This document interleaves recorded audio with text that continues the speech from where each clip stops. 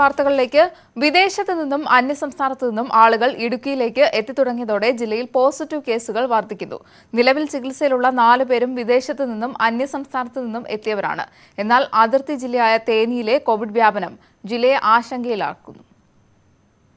Covid ബാധിച്ച് ചികിത്സയിലുള്ള 4 പേരും വിദേശത്തു നിന്നും അന്യസംസ്ഥാനത്തു നിന്നും എത്തിയവരാണ്.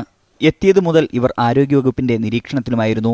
അതിനാൽ സമ്പർക്കത്തിലൂടെ ആർക്കെങ്കിലും രോഗം ബാധിക്കുമെന്ന ആശങ്കയില്ല. എന്നാൽ അതിർത്തി ജില്ലയായ തേനിയിൽ രോഗബാധ ഇപ്പോഴും വർദ്ധിക്കുകയാണ്. 108 പോസിറ്റീവ് കേസുകളാണ് തേനിയിൽ ഇതുവരെ റിപ്പോർട്ട് ചെയ്തത്. ഇതിൽ 23 പേർ ഇപ്പോഴും ചികിത്സയിലാണ്. അതിർത്തി കടന്ന് ഒരാൾ പോലും ജില്ലയ്ക്കകത്തേക്ക് അനധികൃതമായി എത്താതിരിക്കുവാനുള്ള കർശന നടപടികളാണ് സ്വീകരിക്കുന്നത്. ന്യൂസ് 18 ഇടുക്കി. കോവിഡ് സാഹചര്യത്തിൽ ആരോഗ്യ പ്രവർത്തകർക്കിടയിൽ സൂക്ഷ്മ പരിശോധന നടത്തും. കൂടുതൽ ആരോഗ്യ പ്രവർത്തകർക്ക് രോഗമുണ്ടാകുന്ന സാഹചര്യത്തിലാണ് ആരോഗ്യ വകുപ്പിന്റെ തീരുമാനം. ഇതുവരെ 28 ആരോഗ്യ പ്രവർത്തകർക്കാണ് സംസ്ഥാനത്ത് കോവിഡ് സ്ഥിരീകരിച്ചത്. സംസ്ഥാനത്തെ ആകെ രോഗികളിൽ 2.5% ആരോഗ്യ പ്രവർത്തകരാണ്. 3ാം ഘട്ട വ്യാപനത്തിലാണ് കൂടുതൽ ആരോഗ്യ പ്രവർത്തകർക്ക് രോഗം സ്ഥിരീകരിച്ചതും. ഇതേ തുടർന്നാണ് ആരോഗ്യ പ്രവർത്തകർക്കിടയിൽ വൈറസ് വ്യാപനത്തിന്റെ സൂക്ഷ്മ പരിശോധന നടത്താൻ തീരുമാനിച്ചത്. PPE കിറ്റുകളുടെ സുരക്ഷിതത്വം, കോവിഡ് ബാധിതരുമായുള്ള ഇടപഴകൽ, സാമൂഹ്യ സമ്പർക്കം, ആശുപത്രികളിലെ സാഹചര്യം തുടങ്ങിയവയെല്ലാം പരിശോധിക്കും. സുരക്ഷാ മുൻകരുതലുകൾ കൃത്യമായി പിന്തുടരാത്തതോ ആണ് രോഗപകർച്ചയ്ക്ക് കാരണമെന്നാണ് കരുതുന്നത്. പഠന റിപ്പോർട്ട് വരുന്നതോടെ ഇതിൽ വ്യക്തത ലഭിക്കും. ആരോഗ്യ പ്രവർത്തകർക്ക് രോഗം പകരുന്നത് ആശുപത്രിയിലെത്തുന്ന മറ്റു രോഗമുള്ളവർക്കും പകരാൻ കാരണമായേക്കും. അതിനാൽ തന്നെ ഹൈറിസ്ക് വിഭാഗത്തിലാണ് ഇത് കണക്കാക്കുന്നതും. ഉമേഷ് ബാലകൃഷ്ണൻ, ന്യൂസ് 18 തിരുവനന്തപുരം.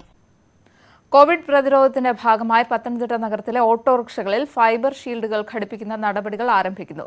മോട്ടോർ വാഹന വകുപ്പിന്റെ സഹകരണത്തോടെയാണ് ഓട്ടോറിക്ഷകളിൽ ഫൈബർ ഷീൽഡ് സ്ഥാപിക്കുന്നത്. സുരക്ഷിത യാത്ര ഒരുക്കുകയാണ് ലക്ഷ്യം. കോവിഡ് വ്യാപനം തടയുന്നതിനൊപ്പം ഓട്ടോറിക്ഷ തൊഴിലാളികളുടെ സുരക്ഷ ഉറപ്പാക്കുന്നതിനും വേണ്ടിയാണ് പത്തനംതിട്ട നഗരത്തിലെ എല്ലാ ഓട്ടോറിക്ഷകളിലും ഫൈബർ ഷീൽഡുകൾ ഘടിപ്പിക്കുന്നത്. ഡ്രൈവറുടെ സീറ്റിനും യാത്രക്കാരുടെ സീറ്റിനും ഇടയിലാണ് ഷീൽഡ് സ്ഥാപിക്കുന്നത്. യാത്രക്കാരുമായി നേരിട്ട് സമ്പർക്കം ഒഴിവാക്കുന്നതിനാണ് ഇത്.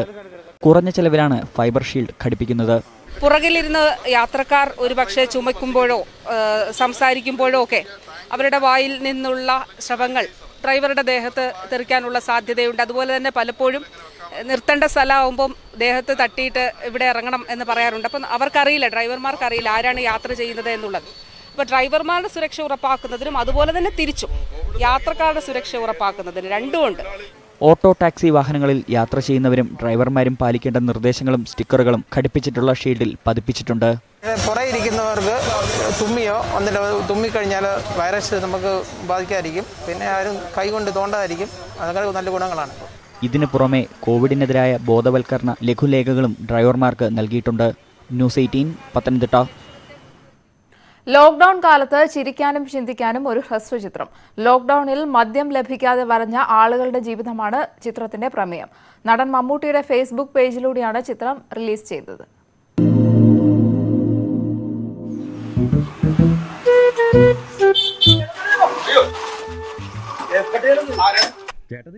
ലോക്ഡൌണിനെ തുടർന്ന് മദ്യം ലഭിക്കാതിരിക്കുകയും ഒടുവിൽ മദ്യം ലഭിക്കുകയും ചെയ്തപ്പോൾ ഒരാളുടെ ജീവിതത്തിൽ ഉണ്ടാകുന്ന സംഭവങ്ങളാണ് ചിത്രത്തിന്റെ പ്രമേയം.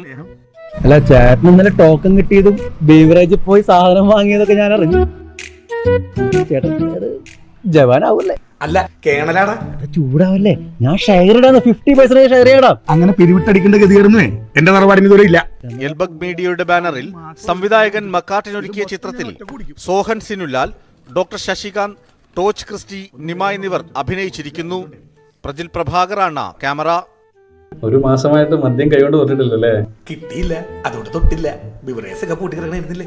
കേരള ഗവൺമെന്റ് ഇങ്ങനെ ബെവ്ക്യൂ എന്ന് പറയുന്ന ഒരു ആപ്പ് ലോഞ്ച് ചെയ്യുന്നു എന്നറിഞ്ഞപ്പോൾ അതിൽ സംഭവിക്കാവുന്ന രസവാഹമായ കാര്യങ്ങളൊക്കെ മക്കാട്ടി സാർ ഇങ്ങനെ പറയുകയും അദ്ദേഹം ഇത്തരത്തിലുള്ള ഒരു കഥ നമുക്ക് ചെയ്താലോ എന്ന് പറയുകയും ചെയ്തു. ഇത് കേട്ടപ്പോൾ നമുക്കൊക്കെ ഒരുപാട് ചിരിയും വളരെ ആവേശത്തോടുകൂടിയാണ് ഞങ്ങളിത് കേട്ടത്. ഇത് കണ്ട ജനങ്ങളും ആ ആവേശത്തിലാണ് എന്നറിഞ്ഞതിൽ വളരെയധികം സന്തോഷമുണ്ട്. നടൻ മമ്മൂട്ടിയുടെ ഫേസ്ബുക്ക് പേജിലൂടെ റിലീസ് ചെയ്ത ചിത്രം സോഷ്യൽ മീഡിയകളിൽ ഇപ്പോൾ വൈറലാണ്. നിങ്ങളുടെ ലിവറിന്റെ അവസ്ഥ വളരെ വളരെ മോശമാണ്. ഇന്നു മുതൽ മദ്യം എന്ന് പറയുന്ന സാധനം കൈകൊണ്ട് തൊടാൻ പാടില്ല. ഇന്നുള്ളത് നാളെ ആക്കാൻ പറ്റുമോ? ആപ്പ് ഇന്നല്ലേ ശരിയായത്, അല്ലെങ്കിൽ ഞാൻ ഇന്നലെ തുടങ്ങുമായിരുന്നില്ലേ? ന്യൂസ് 18 കൊച്ചി. കോവിഡിനെ തുടർന്ന് കാർഷിക മേഖലയിൽ വലിയ നഷ്ടമാണ് നേരിടുന്നത്. കയറ്റുമതി നിലച്ചതാണ് പ്രതിസന്ധി. കേന്ദ്ര സംസ്ഥാന സർക്കാരുകൾ കാര്യക്ഷമമായി ഇടപെടണമെന്നാണ് കർഷകരുടെ ആവശ്യം. തോട്ടം ഉടമകളുടെയും ചെറുകിട കർഷകരുടെയും കൈവശം റബ്ബർ സ്റ്റോക്കുണ്ടെങ്കിലും വിൽപ്പന നടക്കുന്നില്ല. കോവിഡിനെ തുടർന്നുള്ള നിയന്ത്രണങ്ങളിൽ ഇളവ് വന്നെങ്കിലും സംഭരണം കാര്യമായി നടക്കാത്തതാണ് കാരണം. കച്ചവടം കുറഞ്ഞതോടെ ആവശ്യത്തിന് ശേഖരമുള്ളതിനാൽ വാങ്ങാനാകില്ലെന്ന നിലപാടിലാണ് ടയർ കമ്പനികൾ. ഒട്ടുപാൽ സംഭരണവും നിലച്ചിരിക്കുകയാണ്. ഈ സാഹചര്യത്തിൽ സർക്കാരുകൾ കാര്യക്ഷമമായി ഇടപെടണമെന്നാണ് ആവശ്യം. ഈ റബ്ബർ കൃഷിയുമായി ബന്ധപ്പെട്ട് ലക്ഷക്കണക്കിന് ജനങ്ങൾ കേരളത്തിൽ ജീവിക്കുന്നുണ്ട്. ചെറുകിട കൃഷിക്കാരുണ്ട്, ടാപ്പിംഗ് തൊഴിലാളികളുണ്ട്, അനുബന്ധ വ്യാപാരങ്ങളുമായി ബന്ധപ്പെട്ടിട്ടുള്ള ചെറുകിട കച്ചവടക്കാരുണ്ട്.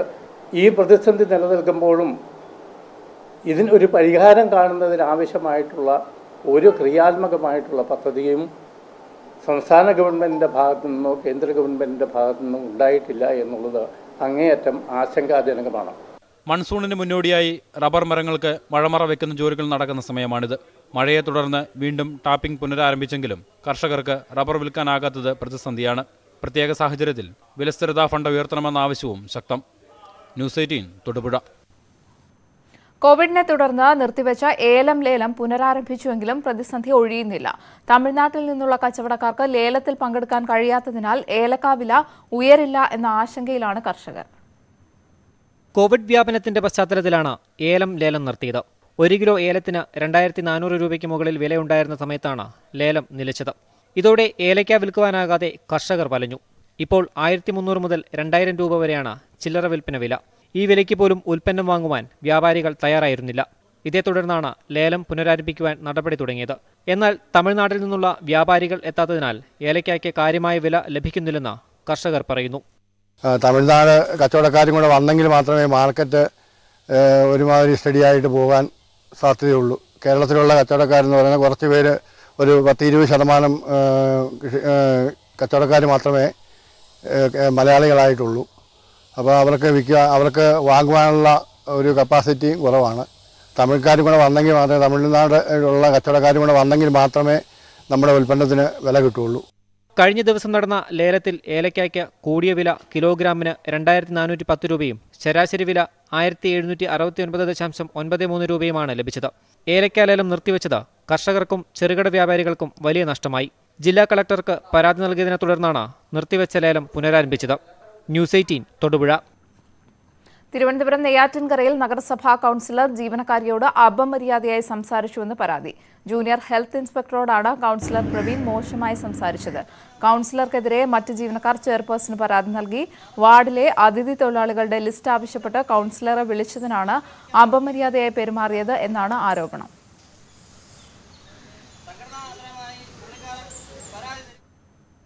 സംസ്ഥാനത്ത് ഇന്ന് പരക്കെ മഴയ്ക്ക് സാധ്യത. ഇടുക്കി ജില്ലയിൽ അതിശക്തമായ മഴയ്ക്ക് സാധ്യതയുള്ളതിനാൽ ഓറഞ്ച് അലർട്ടാണ്.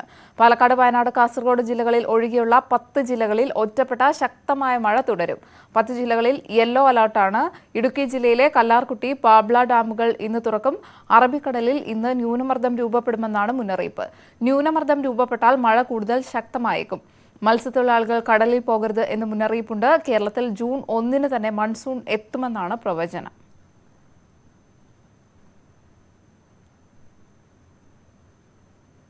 ചെറുവത്തൂർ മടക്കരയിൽ മത്സ്യബന്ധന ബോട്ടുകൾ മണൽത്തിട്ടയിൽ ഇടിക്കുന്നത് പതിവാകുന്നു. ജലനിരപ്പ് താഴ്ന്ന് ബോട്ട് ചാനലിൽ മണ്ണ് നിറഞ്ഞതോടെയാണ് അപകടം സംഭവിക്കുന്നത്. 3.69 കോടി ചെലവിട്ട് തുറമുഖം മുതൽ എഴിമുഖം വരെ ബോട്ട് ചാനൽ നിർമ്മിച്ചിട്ടും മണൽത്തിട്ട കാരണം ബോട്ടുകൾക്ക് സുഗമമായി കടലിൽ പോകാനും വരാനും കഴിയാത്ത സ്ഥിതിയാണ്. കടലിൽ വേലിയേറ്റമുള്ള സമയത്ത് മാത്രമാണ് ചാനലിലൂടെ മീൻപിടുത്ത ബോട്ടുകൾക്ക് പോയി വരാൻ സാധിക്കുന്നത്. ഒരേ സമയം 1-ൽ കൂടുതൽ ബോട്ടുകൾക്ക് കടന്നു വരാൻ കഴിയില്ല. ദിവസങ്ങൾക്ക് മുൻപ് കടലിൽ പോവുകയായിരുന്ന ബോട്ട് മണൽത്തിട്ടയിൽ തട്ടി കേടുപാട് സംഭവിച്ചിരുന്നു. ബോട്ടുകൾക്ക് അറ്റകുറ്റപ്പണി നടത്താൻ ലക്ഷങ്ങൾ ചിലവ് വരുന്നതായി ബോട്ടുടമകൾ പറയുന്നു.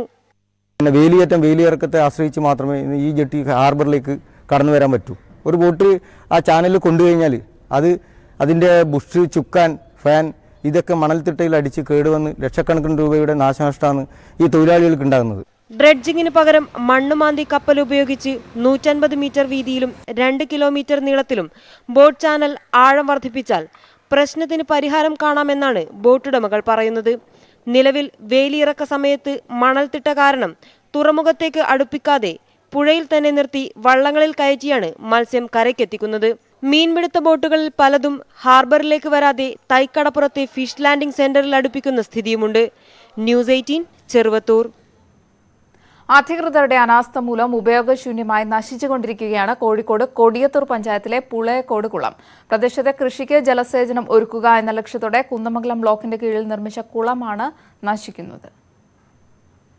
35 വർഷമായി നാട്ടുകാർ ഉപയോഗിച്ചുകൊണ്ടിരുന്ന കുളമാണിത്. കൃഷി ആവശ്യങ്ങൾക്കായാണ് കുളം നിർമ്മിച്ചത്. എങ്കിലും വേനൽക്കാലത്തടക്കം നാട്ടുകാർ പൂർണ്ണമായി ആശ്രയിച്ചിരുന്നത് ഈ കുളത്തെയാണ്. ഇന്നിപ്പോൾ കുളം നാശത്തിന്റെ വക്കിലാണ്. സംരക്ഷണ ഭിത്തിയും പടവുകളും തകർന്നു. കുളത്തിൽ മണ്ണും ചെളിയും നിറഞ്ഞും ചുറ്റും കാട് പിടിച്ചും കിടക്കുകയാണ്. സമീപത്തെ കൃഷിയിടത്തിൽ ആദ്യം നെൽകൃഷിയും പിന്നീട് വാഴകൃഷിയുമായിരുന്നു. വാഴയ്ക്കുപയോഗിക്കുന്ന രാസപദാർത്ഥങ്ങൾ വെള്ളത്തിൽ കലർന്നതും നാട്ടുകാർ കുളം ഉപേക്ഷിക്കാൻ കാരണമായി.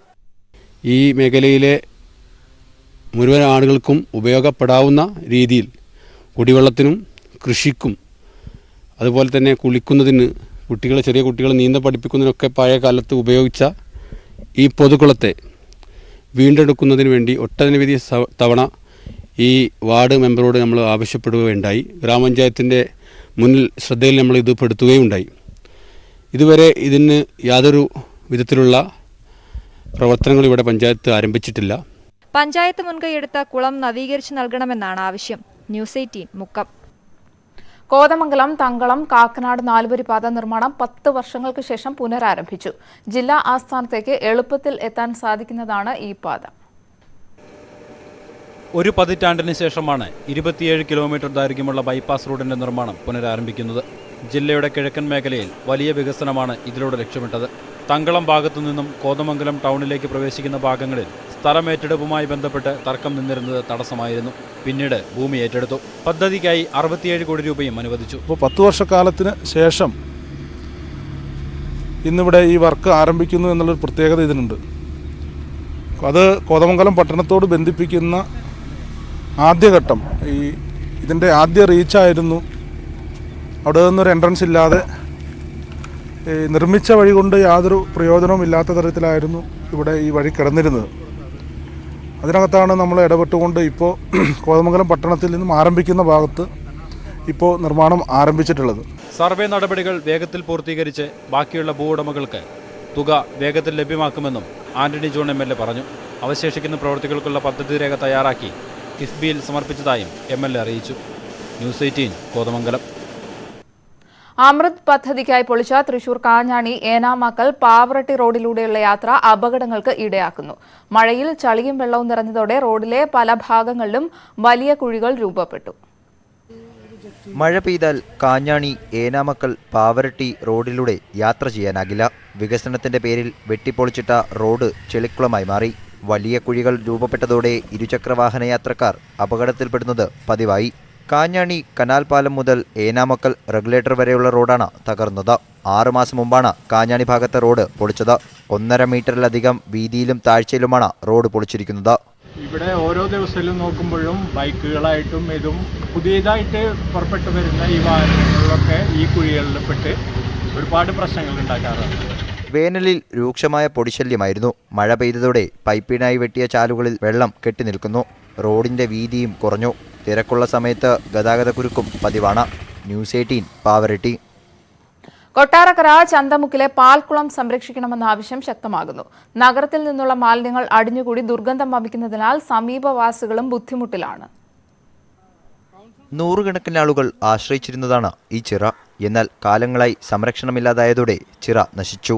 മാലിന്യം തള്ളാനുള്ള ഇടമായി ചിറ മാറി. ഇപ്പോൾ ദുർഗന്ധം മൂലം പരിസരവാസികൾ ബുദ്ധിമുട്ടുകയാണ്. ഭയങ്കര സ്മെല്ല്, നമുക്ക് ഇരിക്കാൻ വയ്യ. നമ്മൾ ഇവിടുന്ന് താമസം മാറാന്നൊക്കെ പറഞ്ഞുകൊണ്ടിരിക്കുക. ഈ അസഹ്യമായ വാട കാരണം നമ്മുടെ ആഹാരം പോലും കഴിക്കാനൊക്കത്തില്ല. നിരവധി തവണ നഗരസഭാ അധികൃതർക്കും MLAയ്ക്കും പരാതി നൽകിയെങ്കിലും പാൽക്കുളം ശുചീകരിക്കുന്നതിനായി നടപടിയുണ്ടായില്ല. അതോടൊപ്പം പരിസരവാസികൾക്ക് ജീവിക്കാൻ പറ്റാത്ത രീതിയിൽ ദുർഗന്ധം കാരണം ആഹാരം പോലും കഴിക്കാൻ പറ്റാത്ത രീതിയിൽ രോഗഭീഷണി കാരണം ഇവിടുന്ന് പലരും താമസം മാറ്റുന്ന ഒരു അവസ്ഥയിലാണുള്ളത്. ആളുകൾ ദൈനംദിനാവശ്യങ്ങൾക്കായി ഉപയോഗിച്ച കുളം മലിനമായതോടെ പകർച്ചവ്യാധി ഭീഷണിയിലാണ് പ്രദേശം. ന്യൂസ് 18 കൊട്ടാരക്കര. മറ്റു വാർത്തകൾ ഇടവേളയ്ക്ക് ശേഷം. വീണ്ടും വാർത്തകളിലേക്ക്. തൃശൂർ ഏനാമാക്കൽ റെഗുലേറ്ററിനോട് ചേർന്നുള്ള താൽക്കാലിക വളയൻകെട്ടിലെ പിള്ളമാട്ടങ്ങളിലെ മുളകൾ ഊരിമാറ്റുന്ന ജോലികൾ പൂർത്തിയായി. മഴയിൽ അധിക ജലമെത്തിയാൽ വളയൻകെട്ട് അടിയന്തരമായി നീക്കം ചെയ്യാനുള്ള തടസ്സങ്ങൾ ഒഴിവാക്കുന്നതിനാണ് മുളകൾ നീക്കിയത്. കോൾ പാടശേഖരങ്ങളിൽ നിന്നുള്ള അധിക ജലം കേന്ദ്രീകരിച്ചെത്തുന്ന ഫേസ് കനാലിനോട് ചേർന്നുള്ള പിള്ളമാട്ടത്തിന്റെ മുളകളാണ് യന്ത്രസഹായത്തോടെ നീക്കിയത്. കഴിഞ്ഞ മഴക്കാലത്തുണ്ടായ വെള്ളമൊഴുക്കിനെ തുടർന്നുണ്ടായ അസാധാരണ സാഹചര്യം ഒഴിവാക്കുന്നതിനു വേണ്ടിയാണ് ഇത്. കഴിഞ്ഞ ദിവസം ജില്ലാ കളക്ടറുടെ അധ്യക്ഷതയിൽ നടന്ന കോൾ ഉപദേശക സമിതിയുടെ യോഗം ഇക്കാര്യങ്ങൾ വിശദമായി ചർച്ച ചെയ്തിരുന്നു. നമ്മുടെ ഈ മെയിൻ ബണ്ടിന് അപ്പുറത്തും ഇപ്പുറത്തും 2 പിള്ളമാട്ടങ്ങളുണ്ട്. അത് പുറംഭാഗത്തുള്ള പിള്ളമാട്ടത്തിന്റെ കുറ്റികൾ അഴിച്ചു വെക്കാനാണ് ഇപ്പോൾ തീരുമാനിച്ചിരിക്കുന്നത്. മഴ പെയ്ത് വെള്ളം അധികമാകുന്ന മുറയ്ക്ക് വളയം കെട്ട് നടുഭാഗത്ത് പൊട്ടിച്ച് വെള്ളം കടലിലേക്ക് ഒഴുക്കാനുള്ള നടപടികൾ പൂർത്തിയായി. ആലപ്പാട്, പുറത്തൂർ, ചാഴൂർ, താന്യം, അരിമ്പൂർ, അന്തിക്കാട്, മണലൂർ പ്രദേശങ്ങളിലെ മഴക്കാലത്തെ അധിക വെള്ളമെല്ലാം കടലിലേക്ക് ഒഴുകിപ്പോകുന്നത് ഏനാമാക്കൽ റെഗുലേറ്റർ വഴിയാണ്. ന്യൂസ് 18 തൃശൂർ. ശ്വാസകോശ രോഗിയായ നാദാപുരം സ്വദേശിനി സുമതിക്ക് കൈത്താങ്ങായി ഫയർ സർവീസ് അസോസിയേഷൻ. ലോക്ഡൌൺ കാലത്ത് ഓക്സിജൻ സിലിണ്ടർ ഉപയോഗിക്കുന്നതിന് ഇൻവെർട്ടറാണ് അസോസിയേഷൻ നൽകിയത്. 2 വർഷമായി വീട്ടിൽ ഓക്സിജൻ സിലിണ്ടർ സജ്ജീകരിച്ചാണ് സുമതി ജീവൻ നിലനിർത്തുന്നത്. നാദാപുരം കോടഞ്ചേരി വെസ്റ്റിലെ ടി.കെ. സുമതി 5 വർഷമായി ശ്വാസകോശ രോഗം മൂലം ബുദ്ധിമുട്ട് അനുഭവിക്കുകയാണ്. ഓക്സിജൻ നൽകിയാണ് ജീവൻ നിലനിർത്തുന്നത്. കൂലിപ്പണിക്കാരായ ഭർത്താവിനും മകനും ചികിത്സാ ചെലവ് താങ്ങാനാകില്ല. നാട്ടുകാർ ചികിത്സാ കമ്മിറ്റി രൂപീകരിച്ച് സഹായം നൽകുന്നുണ്ട്. കൃത്രിമ ശ്വാസം നൽകുന്നതിന് വൈദ്യുതി വേണം. ഈ മേഖലയിൽ വൈദ്യുതി മുടക്കം പതിവായതോടെ ബദൽ മാർഗങ്ങൾ ഉപയോഗിക്കാറുണ്ട്. ലോക്ഡൌൺ ആയപ്പോൾ ജനറേറ്റർ പ്രവർത്തിപ്പിക്കാൻ പെട്രോൾ എത്തിച്ചു നൽകാൻ ഫയർഫോഴ്സിനോട് കുടുംബം ആവശ്യപ്പെട്ടിരുന്നു. ഇതോടെയാണ് ഫയർഫോഴ്സ് അസോസിയേഷൻ ഇവർക്ക് ഇൻവെർട്ടർ നൽകാൻ തീരുമാനിച്ചത്. ഇത് കൈത്താങ് എന്നുള്ള പദ്ധതിയാണ്.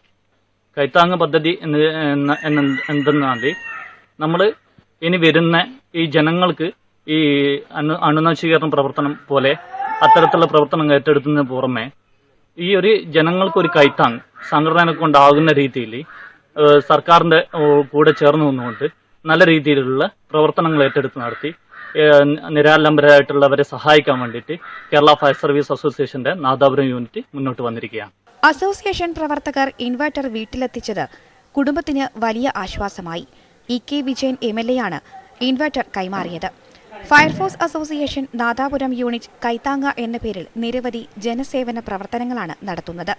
ന്യൂസ് 18 നാദാപുരം. കായംകുളം താലൂക്ക് ആശുപത്രിയിൽ പുതിയ കെട്ടിടത്തിന്റെ നിർമ്മാണം പുനരാരംഭിച്ചു. നിർമ്മാണം പൂർത്തിയാകുന്നതോടെ സ്ഥലപരിമിതികൾക്കുള്ളിൽ പ്രവർത്തിപ്പിച്ച ലാബിനുൾപ്പെടെ പ്രയോജനം ചെയ്യും. ലാബ്, ഫാർമസി, മെഡിക്കൽ സ്റ്റോർ എന്നിവയ്ക്കായുള്ള കെട്ടിടത്തിന്റെ നിർമ്മാണമാണ് പുനരാരംഭിച്ചത്. ആദ്യഘട്ടം 2 നില കെട്ടിടമാണ് നിർമ്മിക്കുന്നത്. ഹാബിറ്റാറ്റിനാണ് നിർമ്മാണ ചുമതല. MLAയുടെ ആസ്തി വികസന ഫണ്ടിൽ നിന്നും അനുവദിച്ച 70 ലക്ഷം രൂപ വിനിയോഗിച്ചാണ് നിർമ്മാണം. നേരത്തെ സാങ്കേതിക കാരണങ്ങളാൽ നിർമ്മാണ പ്രവർത്തനങ്ങൾ നിലയ്ക്കുകയായിരുന്നു. പിന്നീട് കോവിഡിനെ തുടർന്ന് വീണ്ടും മുടങ്ങി. കഴിഞ്ഞ ദിവസം നിർമ്മാണം പുനരാരംഭിച്ചു. 3 മാസത്തിനുള്ളിൽ പൂർത്തിയാക്കാനാണ് ഉദ്ദേശം. ഇപ്പോൾ അതിൻ്റെ വർക്ക് ഇവിടെ ആരംഭിച്ചിട്ടുണ്ട്. ഈ ഒരു 2 നില ബിൽഡിംഗ് ആണ് ഇപ്പോൾ നമ്മളിവിടെ കെട്ടുന്നത്. ഈ 2 നില ബിൽഡിംഗ് ഇവിടെ പൂർത്തിയാകുന്നതോടുകൂടി ഒരു ഫാർമസി അതുപോലെ ലാബ് കോംപ്ലക്സ് ഇതിൽ സ്ഥാപിക്കാനാണ് ഉദ്ദേശിക്കുന്നത്. നിർമ്മാണം പൂർത്തിയാകുന്നതോടെ ലാബിനടക്കം കൂടുതൽ സൗകര്യമുണ്ടാകും. പലപ്പോഴും ലാബിന് ആധുനിക ഉപകരണങ്ങൾ വാങ്ങുന്നതിന് തുക അനുവദിച്ചിട്ടുണ്ടെങ്കിലും ആവശ്യമായ സൗകര്യമില്ലാത്തതിനാൽ ഇവ വാങ്ങാനായില്ല. കെട്ടിടം നിർമ്മിക്കുന്നതോടെ നഗരസഭ ആധുനിക മെഷീൻ വാങ്ങാൻ അനുവദിച്ച 35 ലക്ഷം രൂപ പ്രയോജനപ്പെടുത്താൻ കഴിയും. ജീർണാവസ്ഥയിലായ കെട്ടിടത്തിലായിരുന്നു നേരത്തെ മാവേലി മെഡിക്കൽ സ്റ്റോർ പ്രവർത്തിച്ചിരുന്നത്. ഇത് പൊളിച്ചു നീക്കിയാണ് പുതിയ കെട്ടിടം നിർമ്മിക്കുന്നത്. OPയോട് ചേർന്ന് പ്രവർത്തിക്കുന്ന ഫാർമസിയും ഈ കെട്ടിടത്തിലേക്ക് മാറ്റും. ന്യൂസ് 18 കായംകുളം. നാട്ടുവർത്തമാനം പൂർണ്ണമാകുന്നു. നമസ്കാരം.